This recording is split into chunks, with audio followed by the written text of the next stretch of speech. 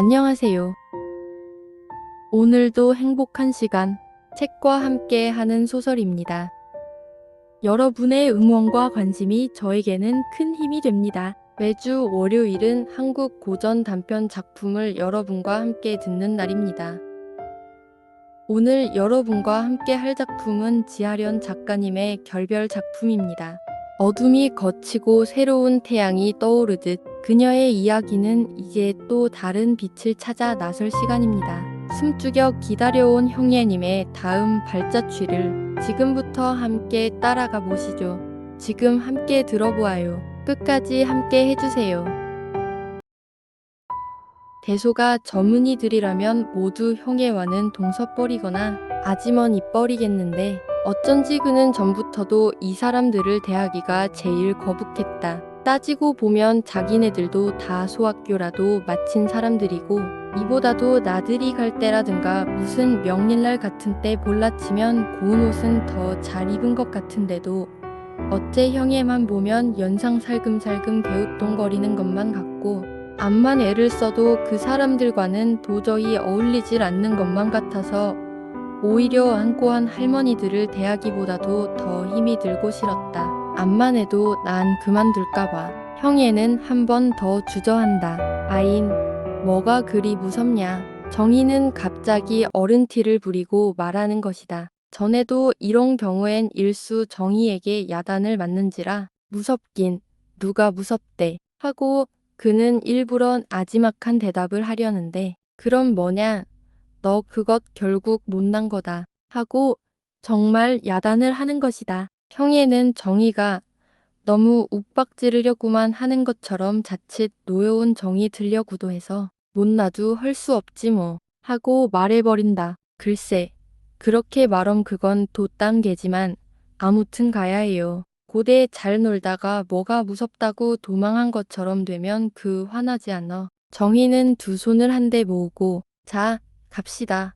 제발 가 주시옵소서 하는 듯이 비는 흉내를 한다. 형에는 하는 수 없기도 했지만 그보다도 정말 오라버니처럼 친절한 것이 오늘따라 더 가슴에 와서 아인 극성이기도 해 하고 따라 나왔지만 싶어져서 어쩐지 외로운 정이 들었다. 두 색시가 들어서려니 야, 이 신부는 본때 일이 비싸냐? 자넨 또 언제 왔는가? 하고 형에게도 인사를 할래 모두 왁작깨나다. 신부는 신랑 옆으로 가고 자넨 이리 오게. 그중 나이 지긋한 정이 종숙모가 농을 섞어가며 자리를 치워준다. 신부는 신랑 옆으로 가라니께 온 신식 신부도 부끄럼을 타나. 이래서 방아는 한바탕 짝을 했고 형에는 도무지 태도가 어눌해서 난감했다. 함부로 웃고 떠들 수는 세상엔 없고 그렇다고 가만히 있으려니 뭘 대단히 뽐쓰리기나 하는 것처럼 주먹이 오자늘가 조바심이 난다. 하지만 사실은 이것보다도 정의와 나란히 앉은 때문인지 신랑이 자꾸만 보는 것 같아서 영 곤란했다. 이어 방안엔 한참 공론이 분분하다. 뭘 해서라도 오늘 밤엔 좀 단단히 턱을 봐둬야만 할 겐데 화투를 하자니 사람이 많고 우리 윷으로 나서 볼까. 장가청의 웬 윷은 워낙 신식이거든. 정이 종숙모가 사람 좋게 익사를 부려서 형에도 웃었다. 어쩔고 신랑 편, 신부 편 갈라서 판을 잘 가. 그리다가 신부가 지면 어쩔라고. 그게사, 절양식, 중양식이라고 아무가 진들 누가 아리. 우리는 그만 한턱만 받으면 되는 판 아닐까서. 이래서 방아는 톡 끌어올랐고 육파는 벌어진 셈이다. 유시야 하고 손뼉을 치기도 하고 뭐야 모면 모계에 있는 놈 개로 잡고 방으로 들거라. 이 모양으로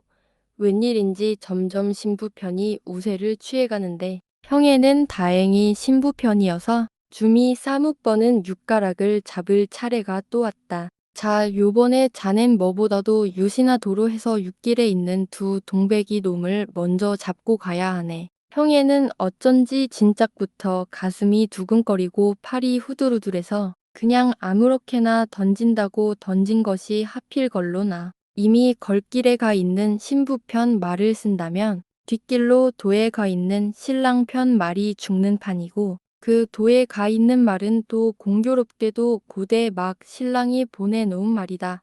벼랑간화 소리를 치는 손뼉이 일어났다. 여지껏 별로 흥겨워하는 것 같지도 않고 굳이 승부를 다투려고도 않던 신랑이 판국이 일이 되고부터는 약간 성벽을 부려보려는 자세였으나 결국 육길에가 있는 신부편 말을 놓치고 승부는 끝이 났다. 손뼉을 치랴 신랑을 놀리랴 방안은 한참 부풀었다. 초장부터 졌으니 누가 숙인구 아이랴 곧은 눈썹 잡고는 말도 못한다지. 이렇게 웃고 떠드는 통에 요리상이 들어오고 신랑의 노래를 정하고 한참 신이 난다. 형애는 더운 체하고 정희와 훨씬 떨어져 문 옆으로 와 앉았다. 그랬는데도 노래는 여자가 하는 법이라고 겨냥을 정희에게로 돌리려는 신랑의 눈과 그는 또 한 번 마주쳤다. 그러지 않아도 속으로 정희가 내 말을 혹시 여학교 때 이야기라도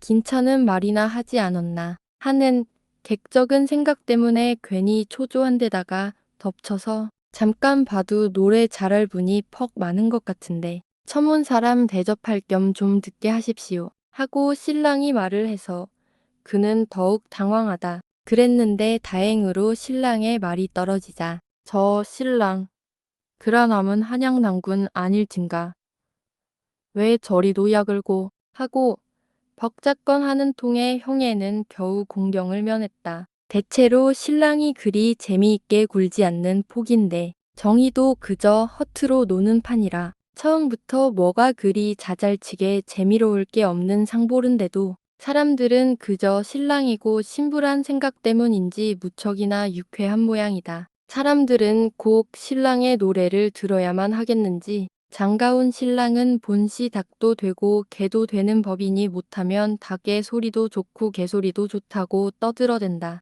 그러나 이 통에도 샘센 아지머니라고 정희 숙모가 아이구 노래는 무슨 노래 신랑 눈치 보니께 저녁내 신갱이 해도 노래할 것 같잖구만. 그만해도 많이 놀았을 바야 백죄장성한 신랑 신부한테 궁뎅이 무겁다는 욕먹지 말고 어서 먹고 일찌감치들 까세. 가 하고 익사를 부려서 사람들은 도 한판 웃었다. 해져가는 사람들 틈에 껴서 형에도 가려고 하는 것을 정희가 굳이 잡았다. 오늘 밤엔 선생으로 외실 테니 더 좀 놀다 가라 예 하고 어리광을 피고 졸라서 그래 자별하니 선상 노릇 좀 하고 놀다 가게 그래 하고 정희 어머니도 정희 편을 들고 모두들 웃는 통에 형에는 어쩐지 몹시 무안을 타서 얘가 괜히 자랑을 못다 해서 이러는 것이래요. 하고 말하려던 것도 그만 못하고 그냥 끌려서 정희 방으로 들어오고 말았다. 아인 참 봤어. 이따가 어떻게 혼자 가니? 아이 무셔 쌀쌀뚱이. 이쁜 눈 가지고 눈깔이 그게 뭐냐 글쎄. 누가 너더러 혼자 가래? 이따가 내 어련히 데려다 줄라고. 싫다 얘. 실컨 그만두렴. 이렇게 정희가 싱글싱글 껑충대서 결국 둘이는 웃고만 셈이다. 주희가 차차 조용해 가자 정희는 또 이 얘길 꺼내 놓는다. 얜 이기는 게 좋으냐 지는 게 좋으냐. 다리를 쪽 뻗고 마주 앉아선 발끝을 요롱요롱하고 정희가 묻는 말이다. 건 또 무슨 소리야. 아, 넌 신랑한테 이기냐 지냐 말이다. 형애는 정의에 언제나 버릇으로 앞도 뒤도 없이 톡 잘라 내놓는 말이라든가 어린애 같은 그 표정이 우습다기보다도 어쩐지 결국 그때 가선 저희 신랑 얘기를 할 게다 하는 생각이 드자 이번엔 방정맞으리만 치폭 솟구려는 웃음을 참어야 할 판이다. 이래서 형애는 간신히 짖는다는 게 너무 지나치게 점잖을 정도로 그래 난 잘 모르니 너부턴 말해보렴 하고 정의를 본다. 깍정이 같으니 그래 난 지는 게 좋다 일부러라도 지려고 해. 어떠냐 그럼 대우는 좋아하는 게지. 그래 좋아하기도 해. 하지만 그보다도 이기고 보면 영 쓸쓸할 것 같고 허전할 것 같아서 그런다. 너 정의는 눈썹을 채긋 이하고 아주 진실하다. 그럼 행복이란 널 위해서 준비됐게. 아인남의 말을 하고 정의는 때리려는 신용을 한다. 아니고 뭐냐. 좋아해서 지고 싶고 지면 만족하고 설사 그곳에 어떤 희생이 있대도 즐겨 희생하는 곳엔 고통이 없는 법 아냐. 너 왜 이렇게 막 뻐기니? 무섭다 얘 관두자. 이번엔 정의가 얻어맞을 뻔한다. 형애는 뻐기는 것까지는 좀 거짓말일지 모르나. 아무튼 너무 정색한 것을 깨닫자. 그럼 너만 뻐기련. 하고 얼음얼음 웃으면서도 어쩐지 부끄럽다. 정의는 아닌 게 아니라 제가 지는 것으로 해서 조금도 자존심이 상할 리 없다는 설명과 지고도 만족하다면 그 사람은 행복할지 모른다는 것을 말하면서 그 일을 오라고 해서 같이 얘기하고 놀았으면 좋겠다고 한다. 형애는 웬일인지 거의 폭발적으로 콱 터져나오는 웃음을 참을 수가 없다. 나온 그렇대도 글쎄 누가 너희 신랑을 못 봤다고 이렇게 야단이냐 말이다. 형애는 일은 심보하고는 전 소라통이야 왜 하고 토라지려는 정이 말을 듣는 둥 마는 둥 소라통이 아니면 뭐냐 그럼 하고는 그저 웃었다. 조금 후에 형애는 전에 달러 별 대꾸도 없이 그저 시무룩해 있는 정의를 발견하자 훔칫 너무 심히 굵지 않았나 하는 후회가 난다. 제가 슬플 때라던가 기쁜 땐 꼭 어린애처럼 순진해지는 정의.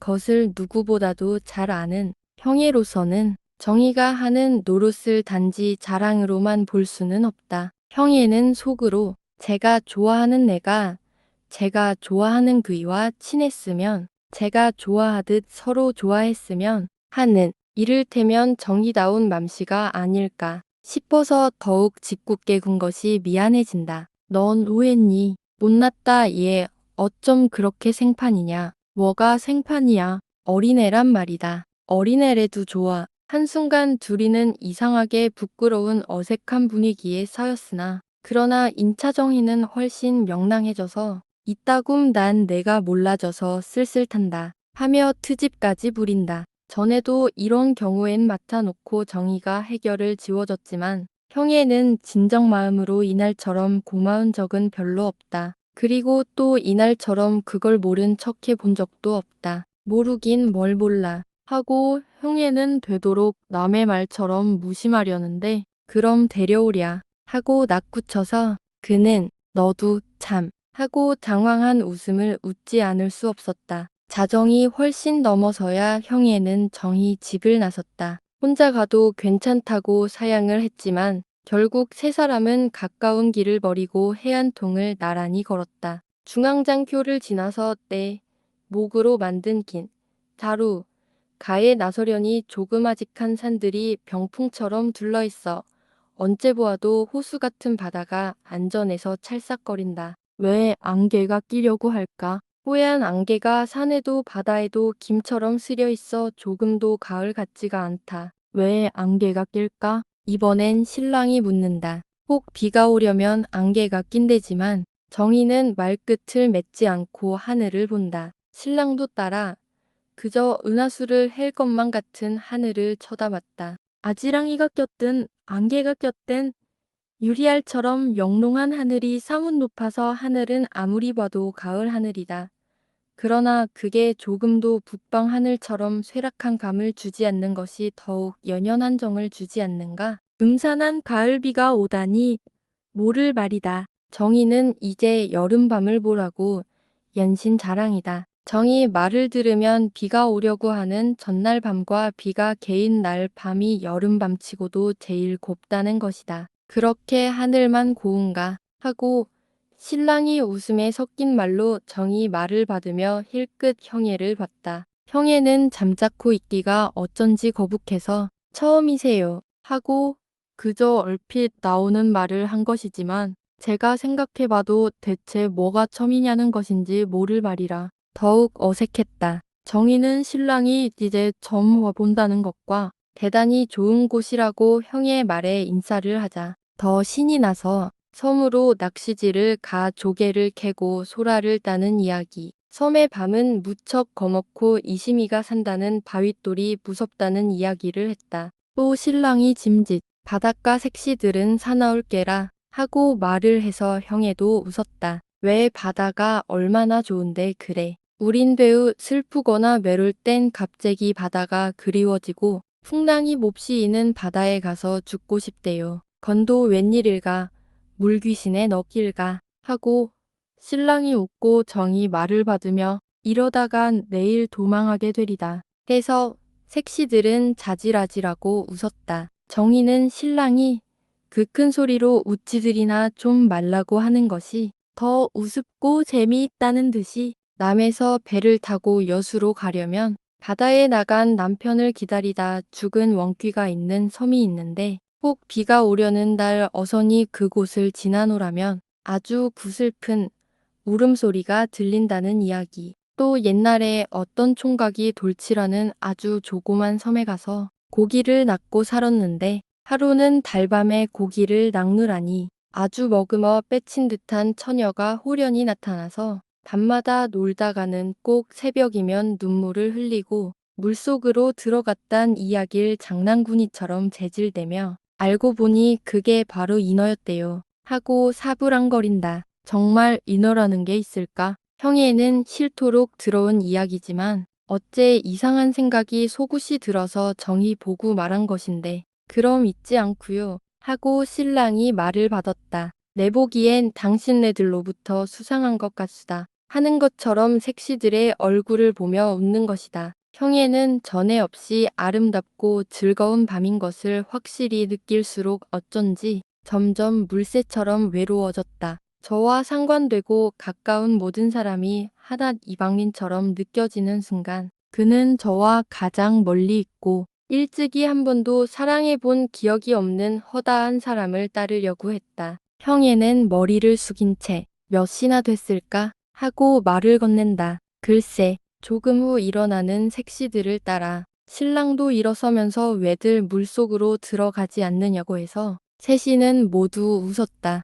세 사람이 새로 된 매축지를 거진 다 돌아 나오려고 했을 때 어디서 길다란 기적이 아산풀에 들려왔다. 정말 날씨가 굳으려나 보지. 정희가 혼잣말처럼 사분거린다. 무슨 징조로 자꾸 비가 온다는 거요. 하고 신랑이 물어서 이제 막 들리는 기적 소리가 바로 날이 굳으려 때 들린다는 것과 그게 바로 낙동강을 지나는 열차의 신호라고 정희가 설명을 한다. 형에는 이해하심하면 흔히 들을 수 있는 기적 소리가 이제 웬일로 칼날보다도 더 날카롭게 별똥보다도 더 빠르게 가슴에 오는 것인지 별가닥도 없고 어디 논지할 곳도 없어 더 크고 깊은 억울함에 그냥 목 놓아 통곡하고 싶은 감정을 자긋 있게 물며 머리를 숙인 채 잠자코 걸었다. 세 사람이 거진 형의 집 앞까지 왔을 때 미안합니다.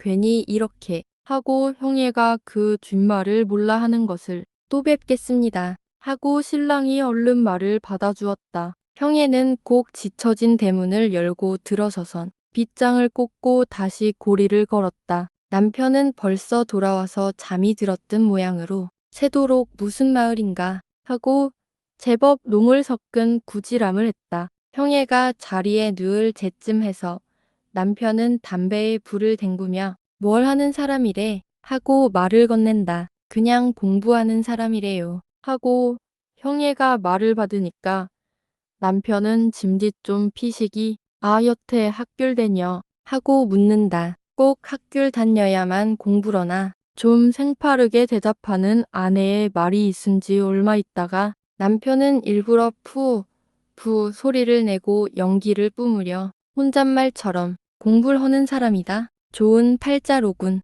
하고 흥청거린다. 형에는 남편의 이러한 태도가 어쩐지 마땅찮았다. 자기도 역시 근 아이 또래인데도 무슨 자기보다는 훨씬 어린 사람의 이야기나 하듯 오만한 그 표정이 어쩐지 비위에 거슬린다. 그래서 짐짓 건대 여간 침착한 사람이 아니야요. 하고 말을 해봤다. 그랬더니 남편은 역시 무표정한 얼굴로 응 얼굴도 잘나고 하며 맞장구를 치는 것이다. 이때 형애에겐 손살같이 내 마음을 내가 뭘 생각고 있는지를 그는 자기대로 짐작한 게다. 그래서 이것이 그 오염의 표정인 게다. 이렇게 생각이 드자 또 뒤미쳐서 이런 때 남편의 표정이 이래야만 하는 것일까 하고 생각이 든다. 형애는 알 수가 없었다. 웬일인지 분하다. 왜 동문 한편임 조건 좋다고 하는 게 뭐가 어떻고 왜 나쁘담 하고 형애는 그만 미리 덜미를 잡으려는 신용이다. 그런데 웬일인지 이렇게 말을 시작고 보니 뭘 한번 억척같이 버티어보고 싶은 애매한 충동이 느껴졌다. 그래서 말해봐요. 내일 광골 써 붙이든지 세상 밖으로 쫓아내든지 한번 맘대로 해보세요. 하지만 난 당신처럼 거짓말은 헐 줄 몰라요. 하고 허벅지벅 저도 알 수 없는 말을 한다. 사실 형애는 한번 불이 번쩍하도록 맞닿고 싶었다. 그리면은 차라리 뭔지 후련할 것 같았다. 그러나 남편은 형애가 하는 말을 어떻게 들었는지 내가 뭘 했다고 하며 거의 당황해서 일어앉는다. 당신은 번듯하면 날 잡고 힐난하려 들지만 오머 그 참 그래 내가 어쨌단 말이요. 왜 남이라고 좋단 말 못 거란 법 있나. 그리고 또 당신이 뭘 그리 좋단 말을 했기에 내가 어쩐다고 이러우? 자, 그리지 말래도 그래. 괜히 평지에 불을 일궈 티각태각하면 그 모양이 멋되우. 그도 그래. 괜히 평지에 불을 일궈 티각태각하면 그 모양이 멋되우. 그저 당신은 아무것도 아닌 것 가지고 이러지 마루에. 내 아무 말도 아느리다 하고 괜히 한다. 형애는 자리에 누워서도 아무것도 아닌 것 가지고 내 아무 말도 아느리다 하고 남편이 하던 말을 되풀이해본다. 암만 생각해도 이게 아닌상 싶다. 맞장구를 치는 것도 이게 아니고 당황해하는 것도 이거여서는 못 쓴다. 아무튼 통 이런 게 아닌 것만 같다. 얼마 후 형애는 내가 아주 괴숭한 짓을 할 때도 그는 역시 모양이 뭐돼요. 내 아무 말도 아느리다 할 건가 싶어진다. 이렇게 생각고 보니 어쩐지 정말 꼭 그러할 것만 같다. 동시에 이렇게 욕주고 사람을 천대할 법이 있느냐는 외침이 정광처럼 지나간다. 순간 관대하고 인망이 높고 심지가 깊은 훌륭한 남편이 더할 수 없이 우열한 남편으로 하나 비굴한 정신과 그 방법을 가진 무서운 사람으로 형의 앞에 나타났다. 점점 이것은 과장되연 아종엔 그가 반드시 알을 해치리라. 는데서 그는 오래도록 노여웠다. 웬일로 밤이 점점 기울수록 덕먹우리 때처럼 버러지들이 죽게 우르댄다. 저 길다랗게 끼룩끼룩 하는 것은 지랭일 테고 끼뜩기뜩 하는 것은 귀뚜레밀 테지만 저 샤르르 샤르르 하고 쪽쪽쪽 하는 벌레는 대체 어떤 형상을 한 무슨 벌레일까? 왜 저렇게 몹시 울까? 싶으다 갑자기 밀물처럼 고독이 온다. 드디어 형애는 완전히 혼자인 것을 깨닫는다.